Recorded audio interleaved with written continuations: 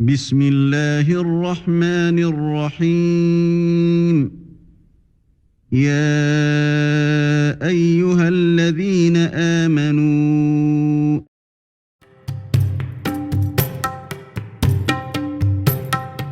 أعوذ بالله من الشيطان الرجيم بسم الله الرحمن الرحيم اللهم صل على محمد وآل محمد وسلم اللهم صل على محمد وآل محمد وسلم صلوات لله إلى رسوله اللهم صل وسلم على سيدنا ونبينا مولانا محمد وعلى آل سيدنا محمد وسلم تسليم الحمد لله رب العالمين أمرا صلاتك صلاة نما كولانك على موكلا صلاة بركة كدو أنف كولورو على موكلا كونا حرمنا بركة يا ربي انت على كونتا كونو على موكلا على كرا حرما كوسو شرفول يربو ينكوسو صلي على الرسول الحمد لله ni ala sɔnna an ye baara bila yɔrɔ min na inshallah an bɛna taa yen komi an y'a yira k'a fɔ bakara ye siroma dana di ala bɛna nɔrɔ dɔɔni min kɛ donc o kuma ani bani israɛlakaw la kuma donc ani kisa minnu b'a kɔnɔ donc ni Allahu taala ka diɲɛ ye inshallah an bɛ ka walawalali dɔ kɛ o le la mais sisan an bɛna wuli yɔrɔ jumɛn o de ye kalifaya yɔrɔ ye maa min na ala b'a jira k'a fɔ ale bɛna kalifa bila dugukolo in kɔ kan n'a bɛna nɔrɔ dɔɔni kɛ dugukolo kɔ kan ni ala sɔnna an bɛna wuli ye o le kɔfɛ sa bani israɛlakaw la kuma fana nin bɛ sɔrɔ ka damina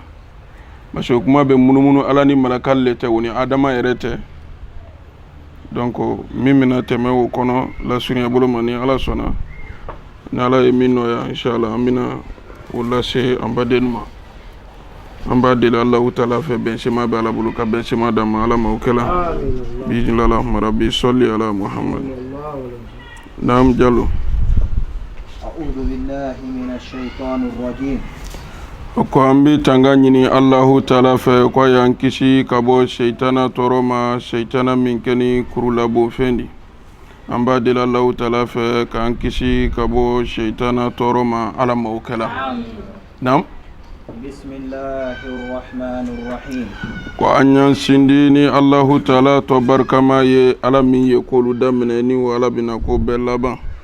an y'an sindi ni Allahu taala tɔ barikama ye ala min ye diɲɛ nɛɛma lɔkɔlen ti ye diɲɛ nɛɛma banbali ti di ani lahara hinɛ kɛrɛnkɛrɛnnin ti an b'a deli Allahu taala fɛ ka bɛnsema d'an ma ala ma o kɛla naam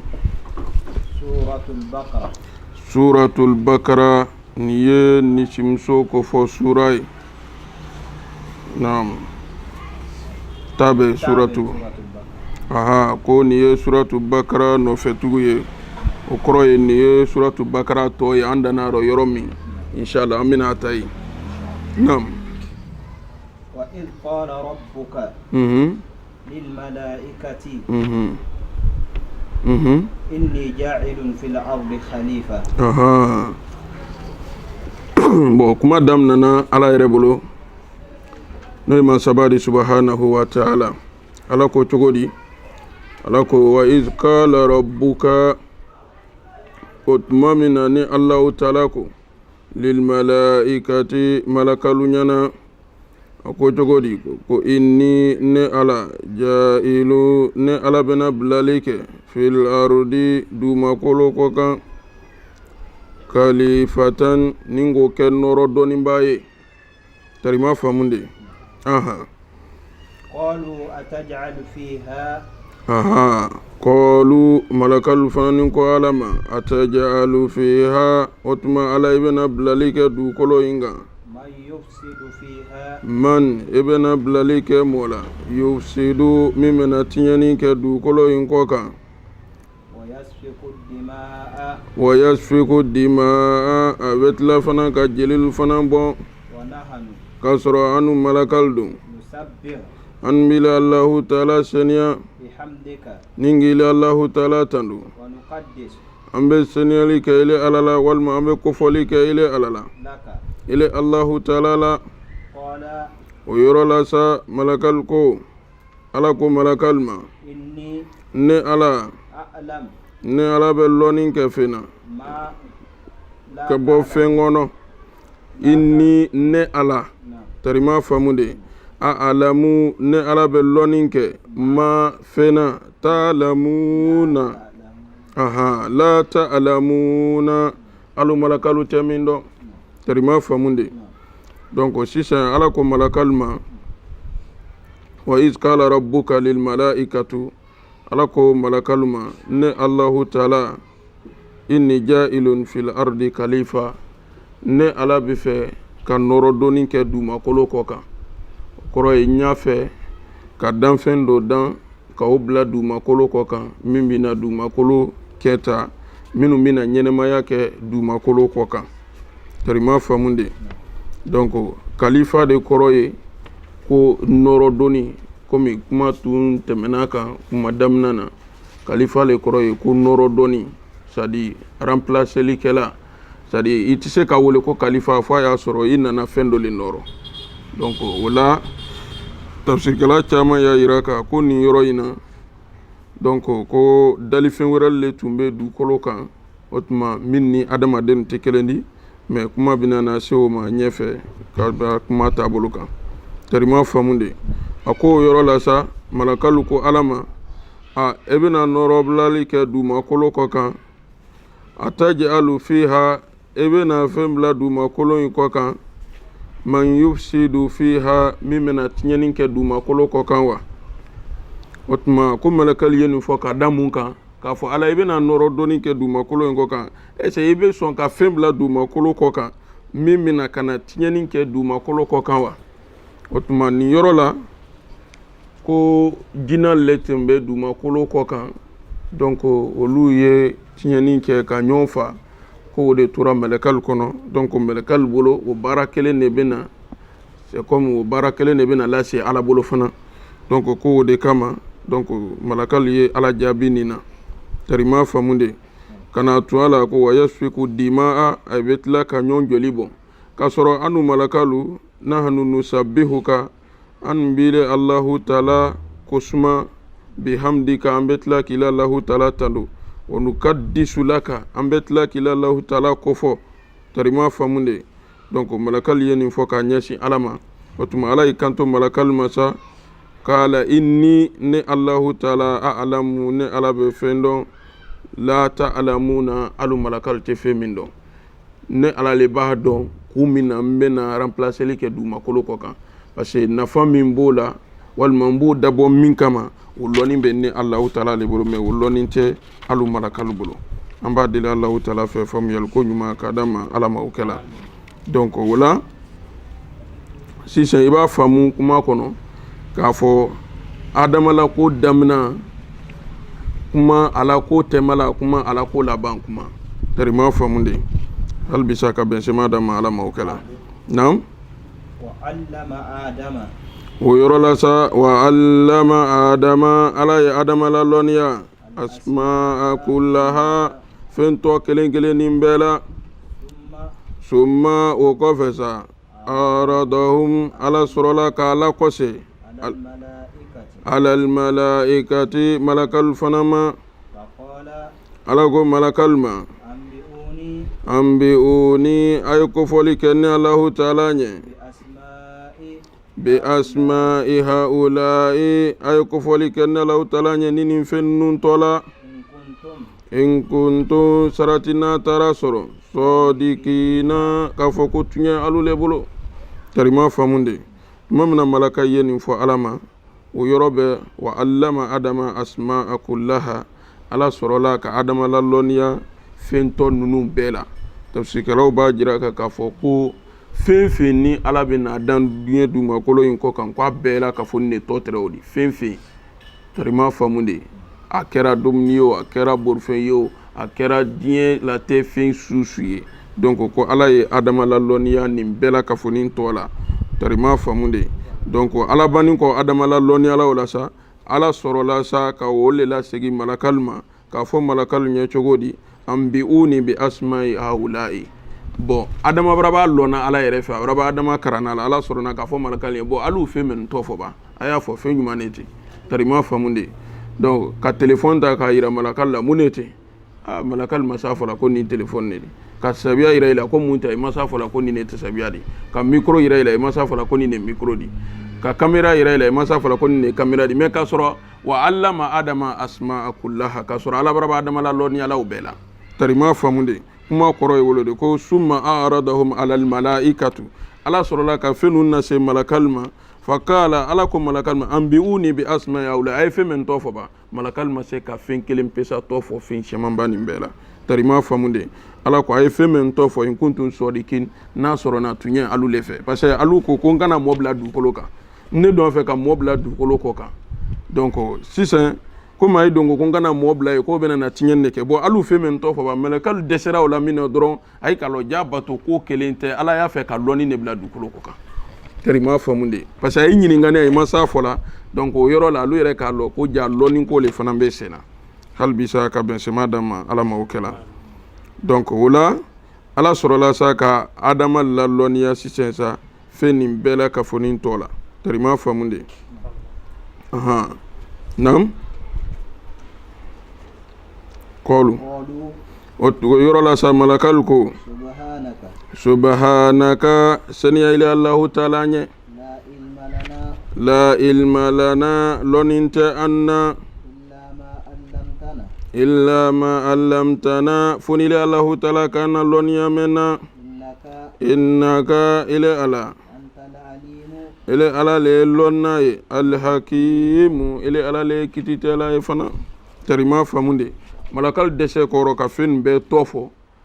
ni allahu taala ye adama la lɔnniya o fɛn na ala sɔrɔla k'i kɔse malakalu masa donc o yɔrɔ la malakalu ko ala ma ko seniya ile allahu taala ɲɛ la ilma lana lɔnni tɛ anu na de illa ma allamtana fo ni ile ala ka lɔnni min d'an ma ile ala le bɛna ɲininka k'an ye fɛn min tɔ fɔ an m'a tɔ lɔn dɛ an tɛ s'a tɔ lɔn na fo ni ile allahu taala k'a tɔ fɔ an ye kuma kɔrɔ ye wele la ilma lana illa ma allamtana tarima faamu de ay ko ala masa innaka ile ala al alimu ile ala le lɔnna ye al hakimu ile ala le kititɛla ye dɛ ile ala le ko bɛɛ la kafonin kun ye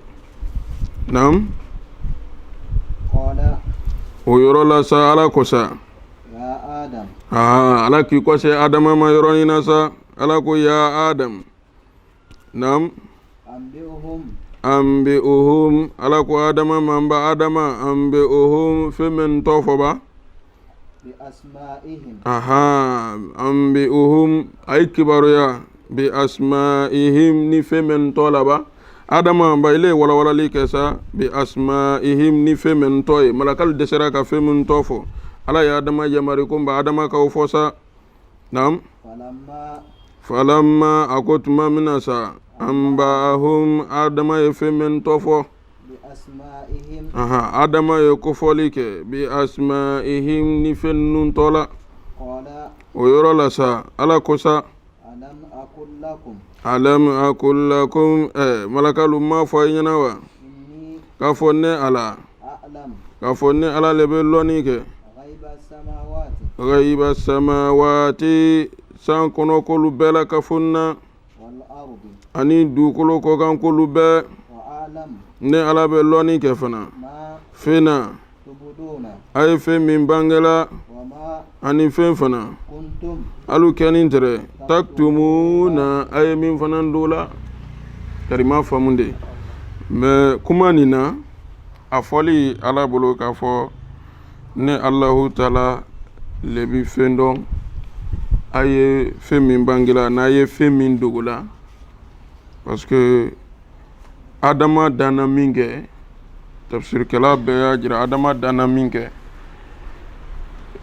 ala ye adama dan ka kun bila a la ka kɔnɔbara bila a la mais bolo tun t'a la sen tun t'a la bulukulu o lani donc sheitana nani ɲalo adama ro ka mafɛnɛ ka jateminali k'a la a ɲɛ b'a la kɔnɔbara b'a la kun b'a la mais sen nin bolo ma bila la fɔlɔ bulukulu o lani sheitana ye adama mafɛnɛ a ko fɛn min filɛ nin n'i ɲɛ y'a la kɔnɔbara y'a la nin a ko fɛn nin kɔnɔko tɛna na lɔn nin mana kɛ fɛn fɛn di nin kɔnɔko tɛna na lɔn nin bɛ kɛ fɛn di min bɛna kɛ k'olu mara la tari ma faamu de sheitana yɛrɛ ye nin fɔ a yɛrɛ ɲɛ ni a ka lɔnni ni a ka faamu ye i kuma in faamu donc sisan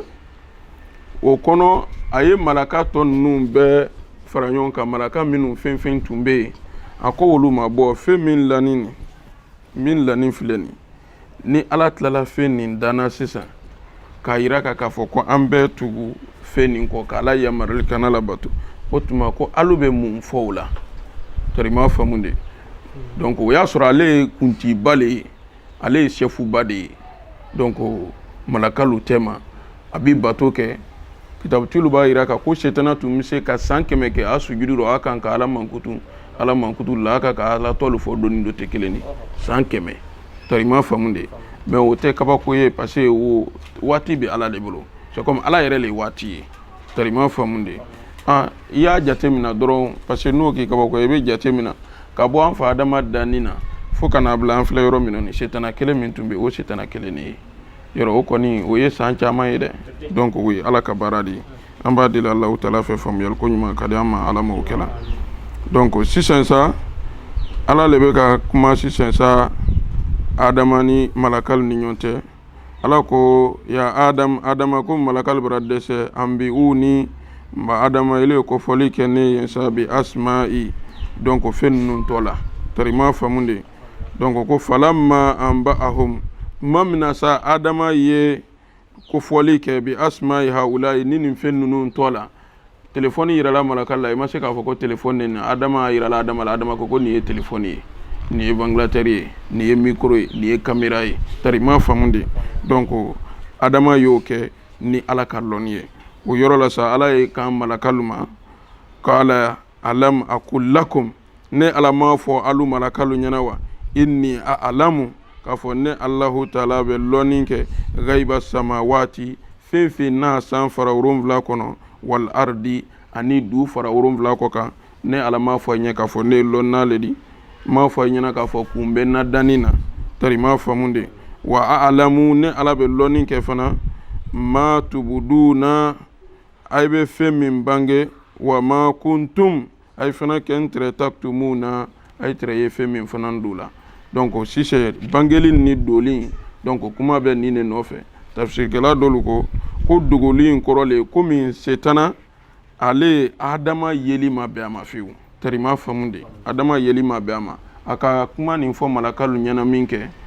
donc o yɔrɔ la malakalu ka yira la ni alahu taala k'an jamari k'a fɔ an ye tugu adama kɔ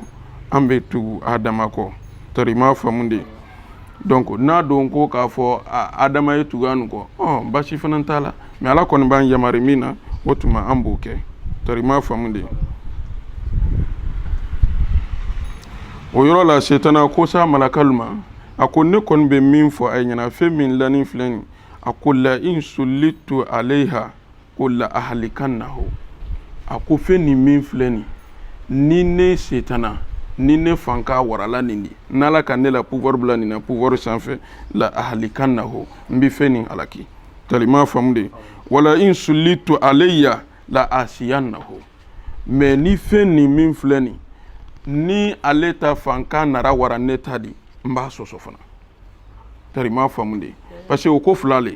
ale le pouvoir la donc o don n'a ko min o bi kɛ donc bato bolo ma fanga bɛɛ b'a la bon sisan a don ɲa la ala ka dali dɔ kɛ donc a ka malaka tɔlu a taara fɛ ka o la révolter le fɔlɔ yanni dali yɛrɛ ye kɛ tari ma faamu de mais olu k'a yira kan n'ala ka nin bila min na o tuma an b'o le kɛ dɛ donc o yɔrɔ la miiriya min ale la sa donc ale k'a miiriya yira ya faamu ale ta miiriya wale taara kɛ sa ko fɛn in min filɛ nin n'a taara kɛ fɛn di min na ne la pouvoir ka bon min ta di a ko la ahlikannahu n b'a halaki tari ma faamu de ni ale donna pouvoir bonyana ne ta di ko la asiyannahu n b'a sɔsɔ fana parce que a tɛ se ka halaki yɔrɔ parce que mun adama la pouvoir ka bɔ a ta de mais ko a bɛ adama sɔsɔ tari ma faamu de bon a y'o min fɔ dɛ donc ko ala ko le yɔrɔ ko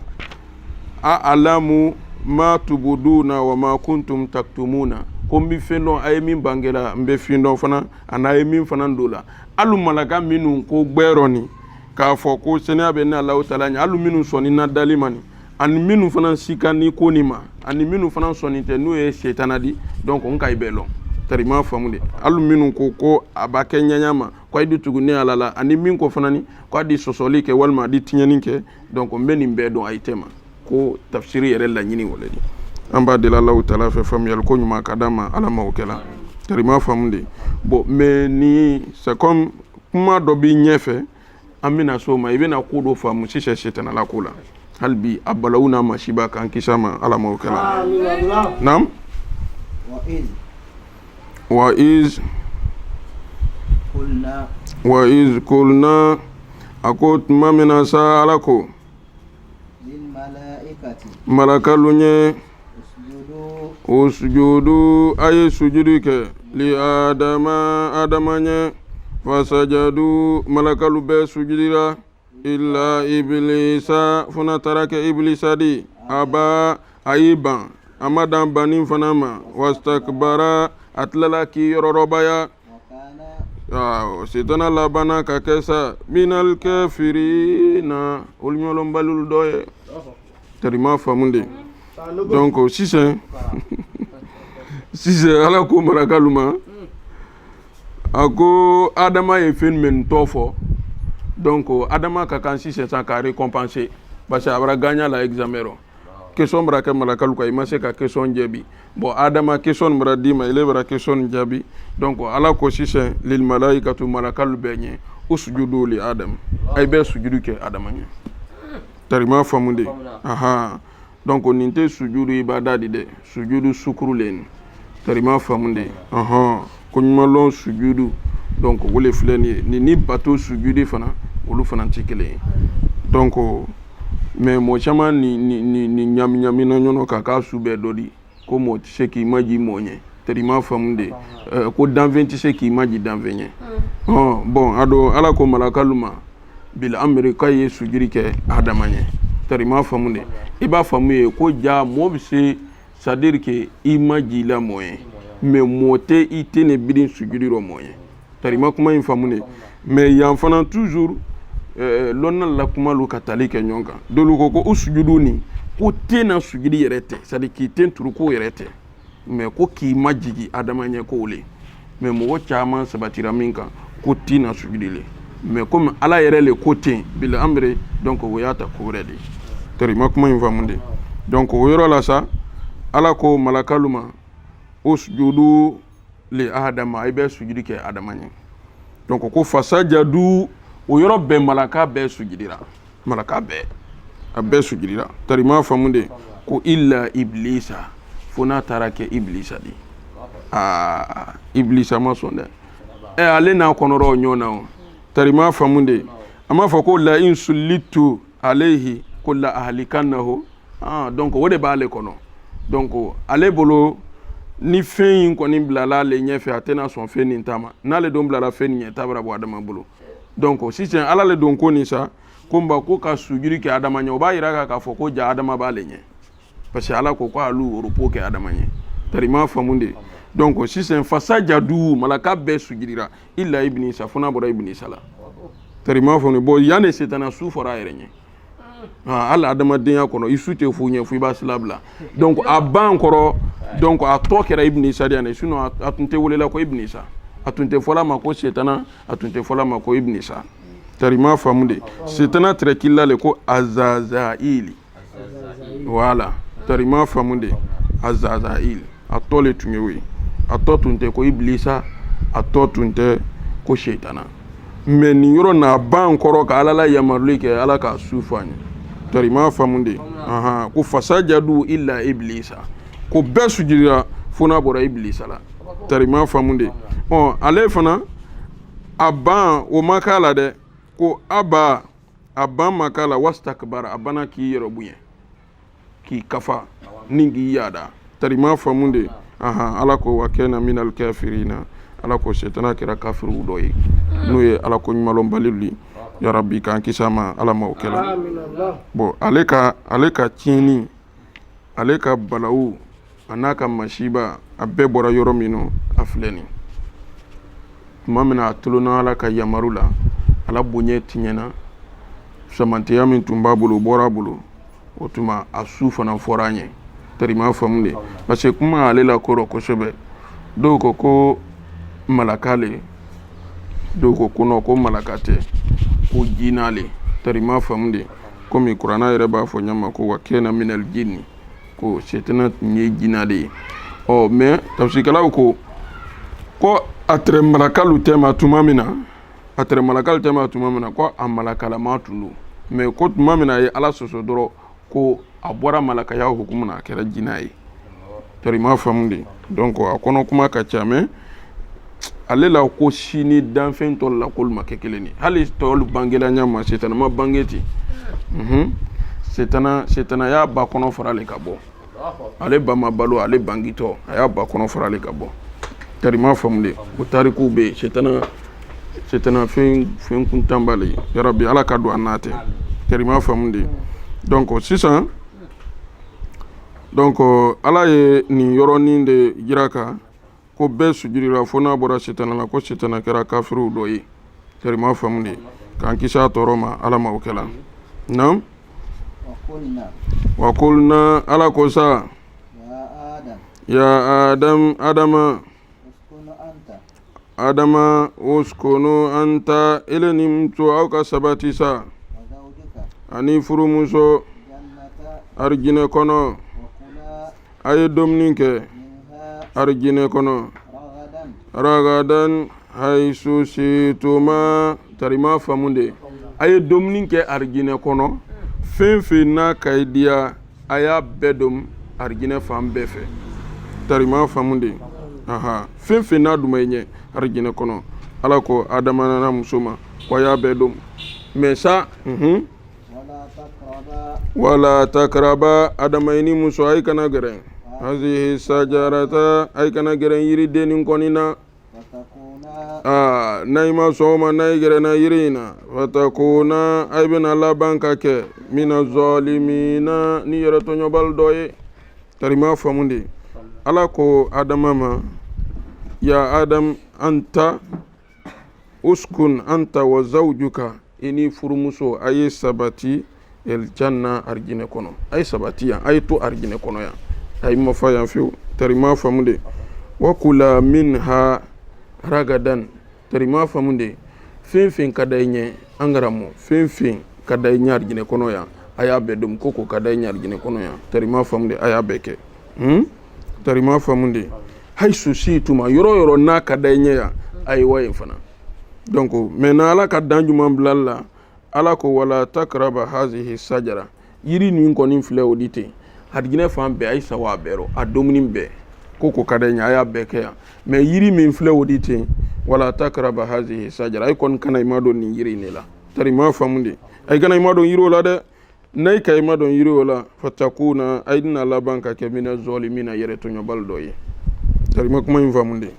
ala ye nin kangar lila adama ɲɛ a n'a furumuso ɲɛ komi o bi fɔ an ɲɛna cogo min na donc adama danni kɔfɛ ala bolo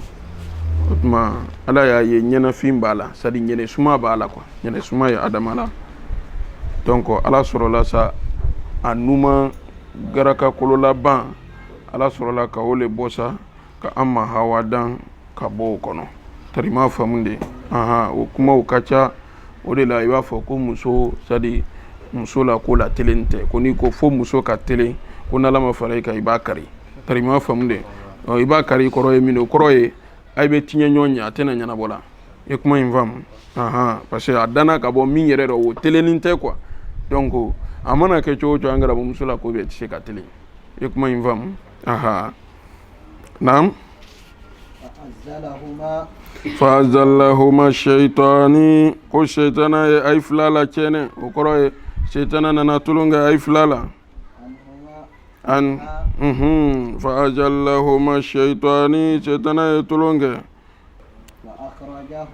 فأخرجهما وكرا سبب كيف لا لابو مما أي ترفي منه كان فيه أي ترفي من كنو تريما فمودي donc fa akrajahuma ko shaytana kira sababu de ka amma hawa ana an fa adama labo tarima famunde donc mimma feno kena fihi aitere femino no ye arjine kono nayi shaytana kira sababu de ka ay labo o kono tarima famunde donc fa zallahuma shaytanuni donc ayira lana ka fo shaytana fila ale tunte arjine kono mais ko sa do le trait donc o le trait argine kono mais a trait na la télé bana ni israélien la kuma le quoi que ça tout israélien le mendi donc sa o trait na la télé bana jine kono yani tarima fam de wurafe adi ko se ka war gine kono tarima kuma imba munde donc c'est un profiter ça o le fait donc ka argine la soro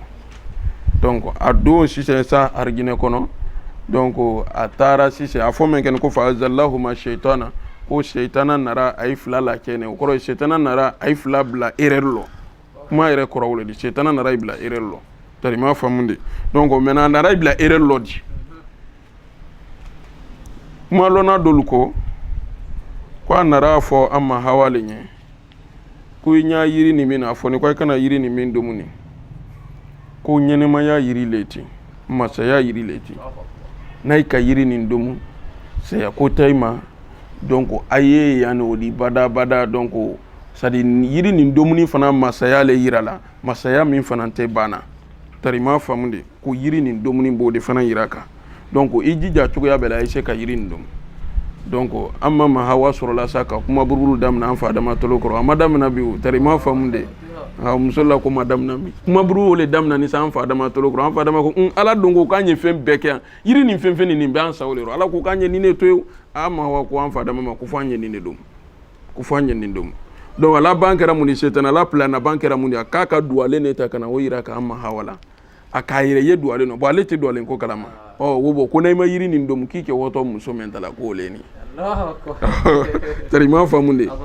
donc amma hawa ko yeyoro mi o ma toto ala de donc fayra manya minko akira oye ay ka yiri dum bo yiri domu si c'est ay ko sa ko amma lutawo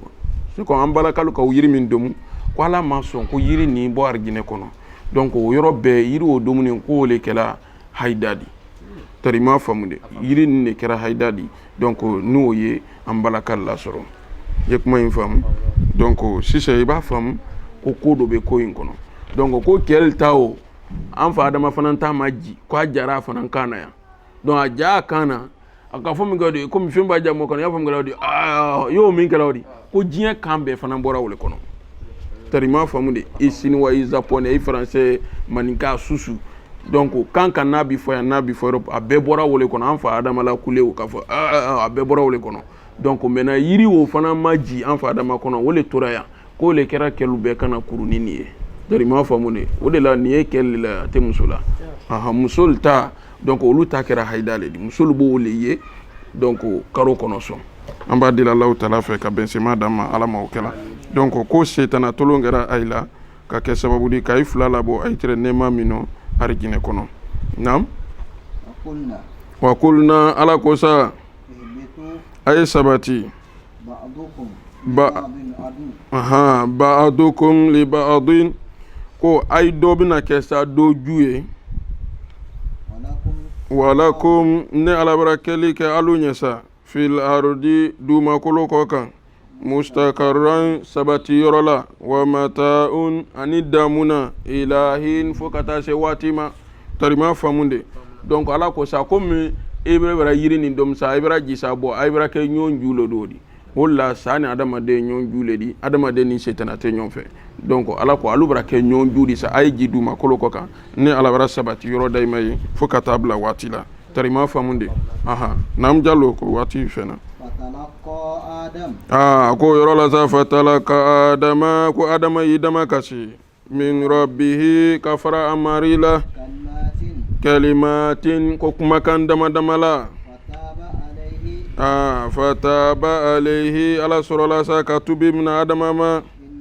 ikadon ala هو تواب o ala min filani tawwabu ala ye yafa masai arrahimu hine masado fana tarima famunde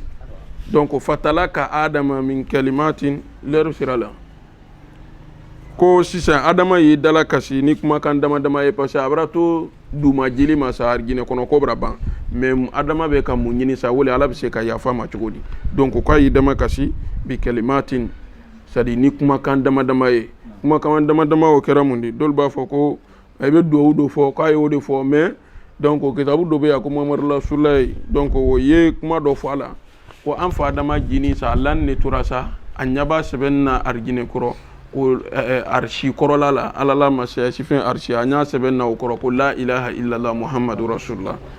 donc o yoro la ko aka miri momin to tuni ala tola iba soro woti funan kabun ala bolo donc o yoro la ko adama ko sa alama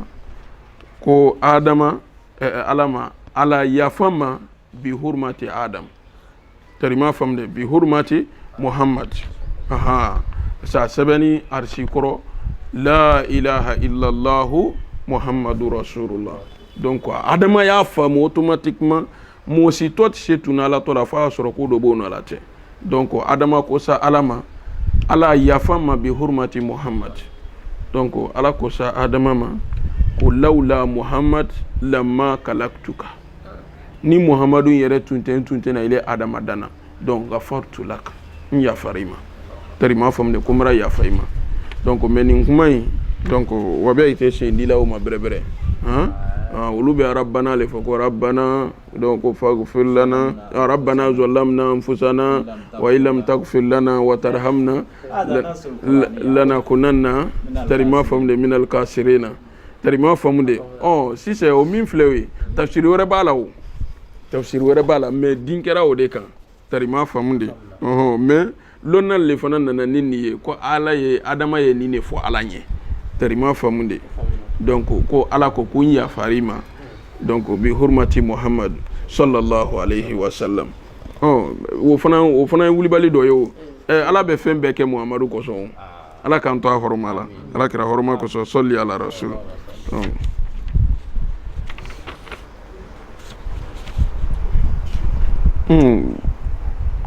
oto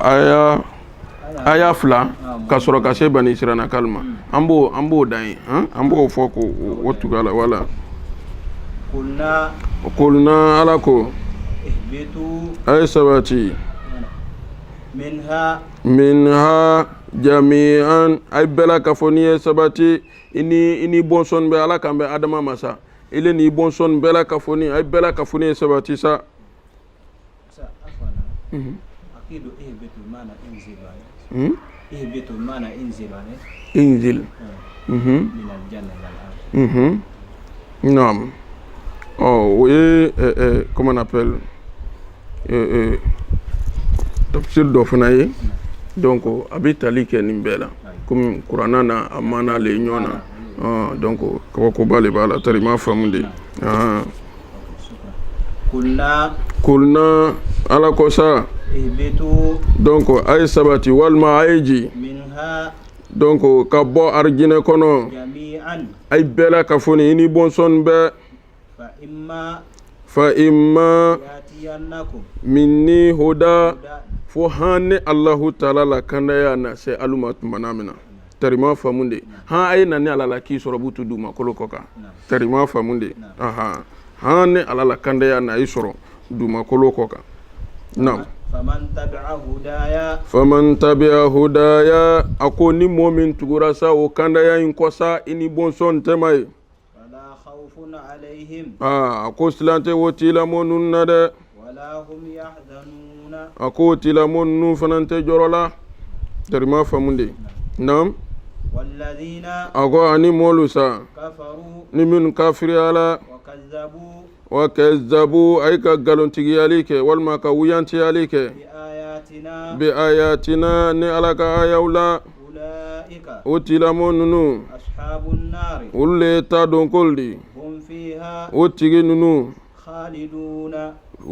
utila monunu fiha jahannama kono e khaliduna wolu ye dumen baledi bɔli foyi tɛ wolu ma ye tari ma faamu de wolu bi dume ye fo ka taa se ala yɛrɛ sago la an b'a deli Alahu taala fɛ faamuyali ko ɲuman ka d'a ma ala m'o kɛla komi waati banna sinon ale kuma fana kasi a dɔw ko non ko jahanamaden bi don ka bɔ tari ma faamu de ko jahanamaden dolu bɛ yen k'olu bi kaso le kɛ ka bɔ donc lɔnna dolu ko ni kɔni ye jahanamala sɔrɔ ka ban ko t'a bɔ i bolo tari ma faamu de a wulibali min de i ye bɔ i kana bɔ yarabi ala kana an sa male ala kɛra hɔrɔma kosɔn sɔli ala rasul